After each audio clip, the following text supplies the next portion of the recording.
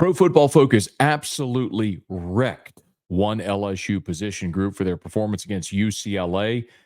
Were they right? We're talking about it. Locked on LSU. Let's go.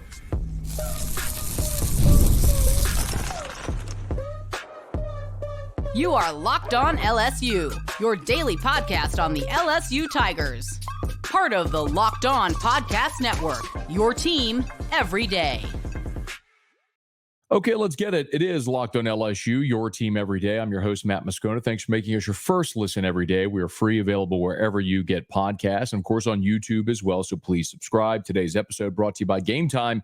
Download the Game Time app, create an account, use the code LOCKEDONCollege for $20 off your first purchase. Mason Taylor on a record-setting pace. Brian Kelly does not like that people are not talking about his tight end. We'll get to that. Brian Kelly also discussed his defensive improvements, some interesting comments about how close he feels they might be to a defensive breakout and what this team is capable of. It's important as you got one more tune-up before you hit the meat of your conference schedule. We'll get to all of that. But this is something we're going to do here as we start the week after Pro Football Focus puts out their grades from the previous week. Y'all had a great response to these episodes, so I want to make sure we do this as the season goes along. And I understand, PFF grades are something that not everybody subscribes to. So when we can share some of this information, happy to do it. And I like to go through the top rated players, the lowest rated players, and kind of what stands out. And if you're new to this, one of the interesting things though is that I don't necessarily, when I look at the top rated players, the lowest rated players, I don't necessarily just want to look at for example, someone like JVR Suggs. JVR Suggs had a great day. 4 pressures on 8 snaps, which is incredible. But he only played 8 snaps. So I really want to look at guys who are maybe a little more heavier contributors in the game. So we'll get into all of this. I won't bury the lead. I'll tell you who is at the top and then who is at the bottom. The highest graded player, this should come as no surprise, was Braden Swinson. Another 2-sack day. Swinson already has 7 sacks on the season. Arden Key's single season record is 12 that he set back in 2016. Swinson through 3 games has 7. I certainly think, especially now with Harold Perkins' injury, teams will scheme even more to try to take Braden Swinson away, but how effective can they be doing that remains to be seen. Garrett Nussmeier, your second highest rated player with an 87.4. Will Campbell, gigantic bounce back after what was his lowest graded and worst game as a Tiger since his first against Florida State. Gigantic bounce back for Will Campbell. He was awesome against UCLA, didn't allow a pressure. Aaron Anderson had a great day. He was 4th, and then Savion Jones. It makes sense, right? Your quarterback, your left tackle, your receiver, your passing game through for 350, you would figure that would be part of it. And then on a day where you had 5 more sacks in the ball game, 5 TFLs, strip sack as well, it makes sense that your 2 ends, Braden Swinson and Savion Jones, would be in the mix. Naturally, they would be. They were fantastic, and they deserve those accolades. What I'm more interested in is the other end, because there's one position group that Pro Football Focus did not think too highly of their performance this week. The lowest graded player was Kyron Lacy, and I'm not worried about that because Kyron Lacy's a fantastic player. He's LSU's best receiver. He had a drop over the middle of the field, and I guess what could also be classified as a drop in the end zone. So that's disappointing, but I'm not worried about Kyron Lacy. He's awesome, and he'll bounce back. Miles Frazier and Emory Jones were your second and third lowest rated players in the game. And that probably also isn't necessarily a giant surprise, especially considering, Emory Jones had the ankle injury and played through it. And look, his pass block grade for Jones was a 69.3. That was perfectly fine. His run block grade, however, was a 47.9. And for a guy who has a reputation of being a great run blocker, that was low. Miles Frazier's grade was a 59.6. Just wasn't spectacular either. Just not a great day for those 2 guys, but that's okay. You know what you have in those 2. But this is where it gets interesting. 4th was J.K. Johnson, who primarily played for you as a nickelback in this game. Your fourth lowest graded player in the ballgame was on the defensive side, I should say, was J.K. Johnson. And then you get into the real problem. And tell me if you understand, if you get the theme here. Jordan Gilbert, 58.4. Major Burns, 58.5. Deshaun Spears, 59.2. Sage Ryan, 60.7. So that's, I guess, in reverse order. Sage Ryan, Deshaun Spears, Major Burns, Jordan Gilbert. All your safeties. And boy, did it show in this ballgame against an anemic UCLA offense that managed 16 points against Hawaii, just 13 points in their home field against Indiana a week ago. And what's pretty clear is where the issues reside. Jordan Gilbert's tackling grade was a 22.3. That's not acceptable. Deshaun Spears' tackling grade was a 42.4. Sage Ryan was the best of the group. He had a 73.5 tackle rating, which is very good. But his run defense and his pass coverage were low, which brought his number down to 60.7. You got to get better playing the back end. And Brian Kelly has said it. We have pretty consistently heard Brian Kelly say that he feels like they're improving in the defensive front. And it actually does make sense. They're creating havoc on the defensive front with sacks and TFLs and pressures. Like, that's undeniable. You can see it with your own two eyes, and the numbers back it up. Five more sacks. This team so far through 4 games, LSU has a total of a dozen sacks already on the season. They're averaging 3 sacks a game. That's tied for 14th in the country. They're right there among the best in college football at creating pressure. And for a defensive front that we didn't think was going to be very good, they've been very good at creating havoc. The problem, in particular on the back end at safety, is you can't tackle. And you see that pretty consistently. And they got to fix that. I don't know how you do, except maybe continuing to coach it.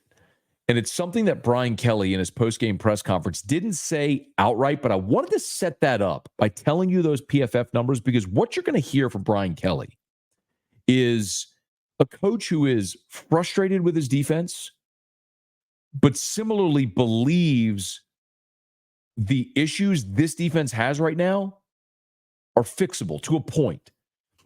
You'll hear it from Brian Kelly, and I'll explain what I mean, but I wanted to set it up with the PFF numbers so you can understand what I'm about to tell you. Again, your defensive front has been really good. You've given up these long rush touchdowns that we've talked about, and we focus on them. We blame the defensive line, but in reality, yes, the defensive line might allow these holes, but if you're tackling better on the back end, if Sage Ryan breaks down and gets a handle on Lenora Sellers, the 75-yarder a week ago against South Carolina is a 25-yarder, and you can live with that. What you can't live with is the 75-yarder, and that's where they got to get better. And Brian Kelly kind of alluded to that. We're going to touch on that. You're going to hear from Brian Kelly when we continue. Locked on LSU, your team every day. Today's episode is brought to you by FanDuel. Hey, NFL fans, you can start the season with a big return on FanDuel. It's America's #1 sportsbook. So when you get a hunch in the middle of a game, you can check out the latest stats, view live play-by-play, and so much more, all on the same page where you place your bets. Makes you a more informed bettor. You can start also with $200 in bonus bets, guaranteed, when you place your first $5 bet. Why wouldn't you take advantage of that? $200 in bonus bets guaranteed when you place your first $5 bet. Maybe you got a hunch on LSU and South Alabama this weekend. Maybe you're looking at the over because South Alabama can score a lot of points and LSU's defense is struggling. I'm not hinting at anything. I'm letting you take care of it. But whatever you do, make sure you go check out FanDuel.com. FanDuel.com, America's #1 sportsbook. That's FanDuel. Check them out at FanDuel.com.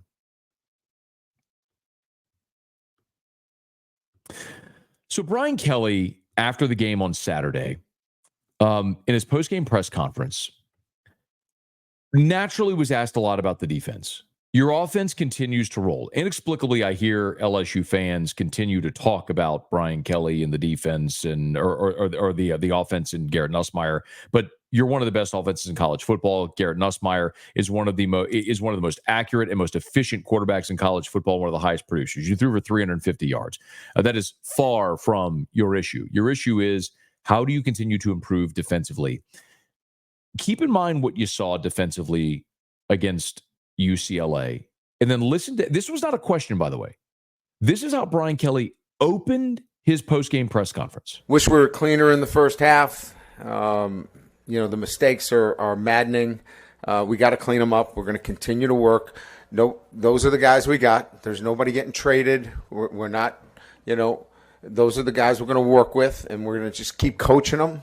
And we're going to keep working with them, and they're going to turn the corner in terms of listening and trusting, and we're going to keep working on how to put them in a better position as coaches and get ready for South Alabama. But it was a good win. We got to keep coaching them. Those are the guys we got. We can't trade anybody, like he said. But he said, I wish we were cleaner. And I wanted to set that up, I wish we were cleaner, because Brian Kelly was asked. Remember, in the first half, you allowed over 200 yards of offense to UCLA, a UCLA team that was struggling so mightily. And then in the second half, your defense allowed 89 yards. Like, you're watching this podcast or you're listening. Like, you understand football. Wrap your brain around that. You allowed 89 yards of offense in an entire half of football to a Big Ten opponent. This wasn't an FCS opponent. This was a Big Ten opponent, and you allowed 89 yards and pitched a shutout. It was incredible, almost immaculate what you did defensively in the second half. But we forget that because of how the first half looked. So don't lose sight of how good they were in the second half. So Brian Kelly was asked, hey, what did you do differently? Like, what did you change to be so good defensively in the second half? They didn't make any changes. They executed the defenses that were called, and execution is attention to detail, doing your job. DYJ. Do your job. That's an acronym. DYJ. And they just we need to do our job, and they did it in the second half. And if we just continue to do our job on defense in particular, now offensive, we had some key drops, right? I mean, we got to catch the football, and we got to make, the timely calls offensively. We got to coach it. But doing our job on defense was the biggest difference from the first half to the second half. When UCLA scored at the end of the first half, if you remember, they had the deep ball where the receiver tipped the ball to himself. You know the play I'm talking about, right? LSU, after the penalty, decided not to allow the 10-second runoff because Brian Kelly was trying to get the ball back. And so in 2nd and 11, they go deep down the right sideline, and the receiver tips the ball to himself, and it's caught. And then it's on in the goal to go situation on 3rd and goal from the 11, they throw the touchdown, and P.J. Woodland was in coverage. P.J. Woodland was draped all over the receiver. A veteran receiver made a really good play. I bring this up to say I can live with those results when you just get beat. Like when somebody just makes a play. P.J. Woodland had the right coverage. He was on the receiver, and the good throw, good catch, kid made a play. Like I can live with that. P.J. Woodland's not Derek Stingley. If that's Derek Stingley, he probably jumps the route, intercepts it, knocks it in the ground, or they don't even throw it at him because it's Derek Stingley. I can live with a physical mistake. What Brian Kelly is saying very clearly there is we didn't change anything in the second half. That's what he's saying. We as coaches, we didn't change anything. They just executed the defense we're calling, which tells you that what they are dealing with right now are MEs, mental errors, missed assignments. That's what they're dealing with right now. And those are correctable. Now, Brian Kelly's saying two different things. In the first bite, he said, these are the guys we got. We got to play with them. So it's not like they can go improve the talent they got. But what you can improve is your level of experience with young players. Y'all, I'm going to continue to hammer this point. If you have been watching or listening to this show, you've heard me say it. I'm going to continue hammering this point.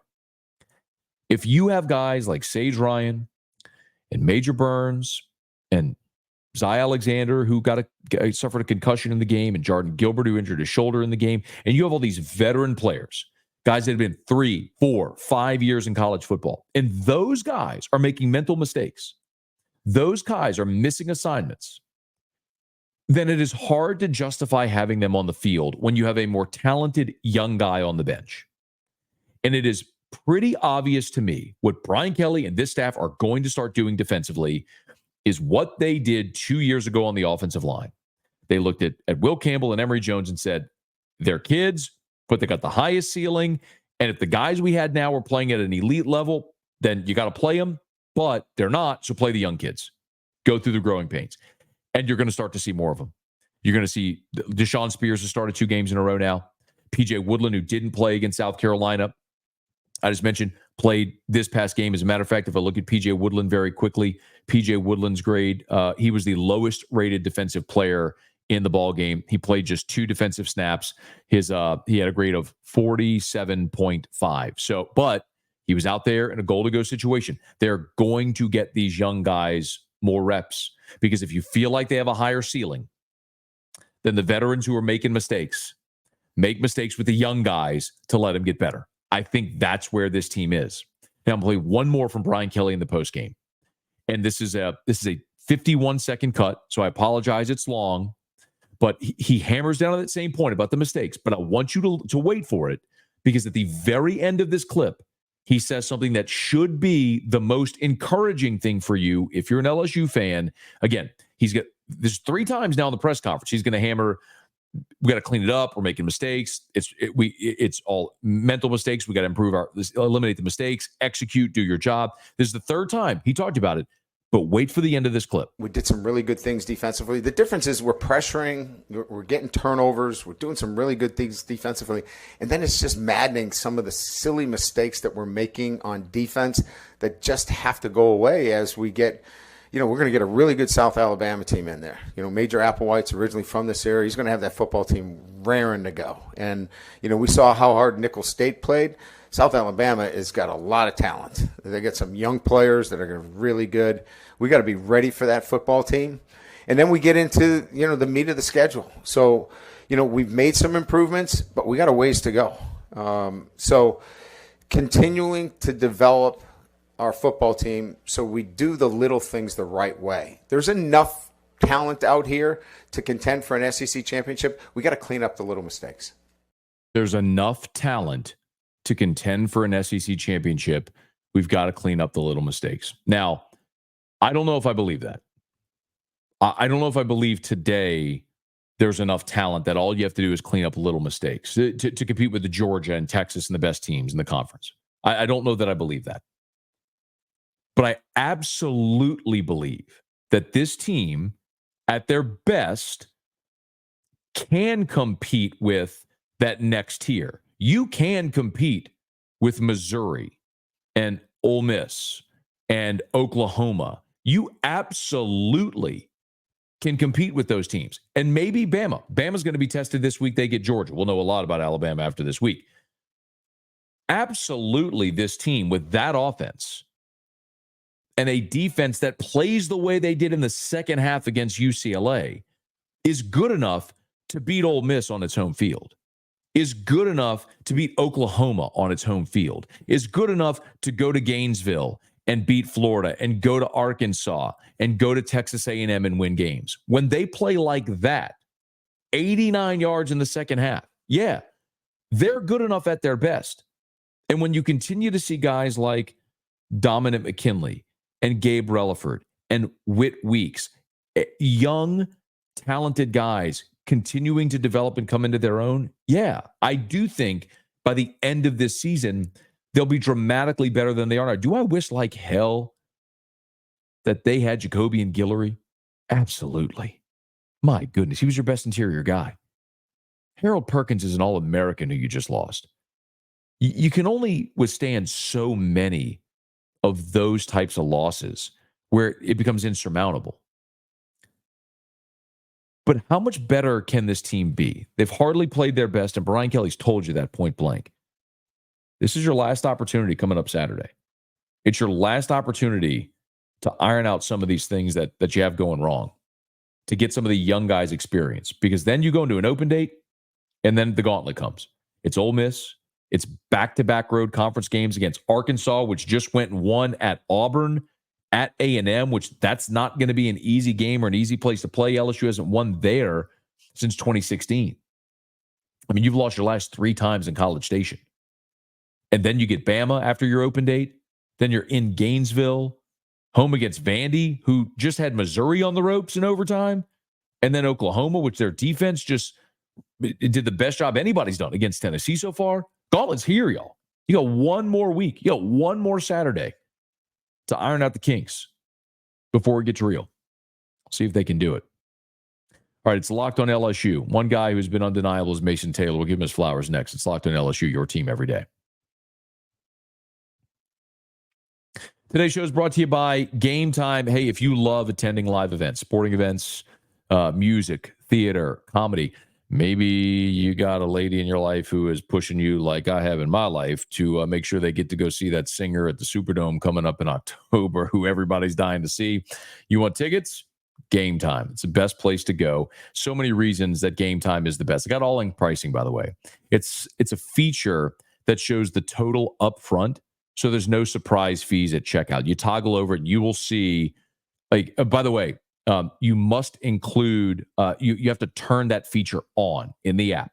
But I love that. So when you turn on the all-in pricing, it tells you exactly what it'll cost. So there's no surprises at checkout. You'll know exactly what you're going to pay. I love that you get panoramic views of your seat in the app before you buy. There's so many reasons to try Game Time. So do it today. Download the Game Time app, create an account, use the code LOCKEDONCollege for $20 off your first purchase. Terms apply. Again, create an account. Redeem with the code LOCKEDONCollege, LOCKEDONCOLLEGE for $20 off. Download Game Time today. What time is it? It's Game Time. Brian Kelly got fired in his post-game press conference because he was asked about Mason Taylor, who was just magnificent again on Saturday. He continues a torrid pace and has been he's been Garrett Nussmeier's security blanket, best target, whatever you want to say. Against UCLA, a season-high 8 receptions, 77 yards, an average of 9.6. He had the 33-yarder as well. On the season now, Mason Taylor has 25 receptions for 237 yards and a score. More on that here in just a second. But Brian Kelly was asked post-game about Mason Taylor, and Brian Kelly didn't want to talk about Mason Taylor. Here's why. And nobody talked about him coming into the season. I thought he was unheralded. You guys didn't talk about him. The national media didn't talk about him. Now you guys start talking about him because he's the all-time leading receiver in LSU history. And now all of a sudden you want to talk about Mason Taylor. Where were you guys talking about him earlier in the season? You were talking about everybody else but Mason Taylor. So now he's the leading receiver you want to talk about. I don't want to talk about him. Sometimes coaches speak to their team through the media. That is, Brian Kelly could have waxed poetic and gushed about Mason Taylor, but he's done that before. You want to know how you get your players' attention to know that you're talking about him? You do what Brian Kelly did. And he's not entirely wrong. Mason Taylor was on the preseason Mackey Award watch list for the best tight end in college football. But we went to SEC Media Days. And by the way, the coaches, the SEC coaches, not the media, the coaches voted Mason Taylor preseason third team All SEC. Cade Prescorn from Ole Miss was first team. Oscar Delp from Georgia, second team. Mason Taylor, third team. Now, I know it's not just about catching passes, but it's a big part of it for a tight end. Mason Taylor, I just told you, has 25 catches on the season through 4 games. Cade Prescorn, 9. Oscar Delp, 3. Mason Taylor is going to obliterate the LSU. Brian Kelly said it. He's already got the career record for receptions and receiving yards for a tight end. But he is going to obliterate Thad Moss's single season record. In 2019, Thad Moss broke Robert Royal's record with 47 catches for 570 yards and 4 touchdowns. I'm not trying to bore you with a bunch of numbers, but just understand 47 for 570, 47 for 570. That was Thad Moss. Mason Taylor is on pace for 75 catches. He's got 25 through 4 games. He's on pace for 75 catches. That's not including the bowl game, too. 75 catches for over 700 yards. If he continues this pace, not only will Mason Taylor be first-team All-SEC, he will very likely also be first-team All-American, and he will deserve that honor. He's a guy that the day Brian Kelly showed up here, we talked about this, and we've talked about it since. I've said this so many times, I can recite it verbatim because I've said it so many times on so many platforms. There are 2 position groups at which Brian Kelly has pumped talent into the NFL more than any other. Tight end, offensive line. And it's no surprise that he had an eye on a 3-star tight end, developed him through this program, who's now very likely going to be the first tight end off the board in this spring's draft. And look at the offensive line. Will Campbell, Emory Jones are about to be first-round draft picks. You're playing a young guy in DJ Chester, who they're very high on. They've developed Garrett Dellinger and Miles Frazier. And boy, you have a conveyor belt, an assembly line of freak shows behind him coming up, which is going to be really exciting.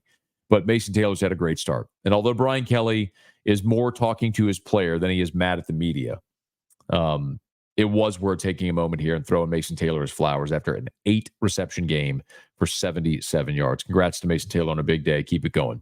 All right, that's going to do it for us here for this edition of Locked on LSU. If you're new, please subscribe up on your favorite podcast app. Rate us, leave a review. If you're on YouTube, smash that like button, subscribe to the channel, hit the bell so you're notified whenever we post a new video, and let a friend know that if they love the Tigers, we got you here every single day. For Locked on LSU, your team every day.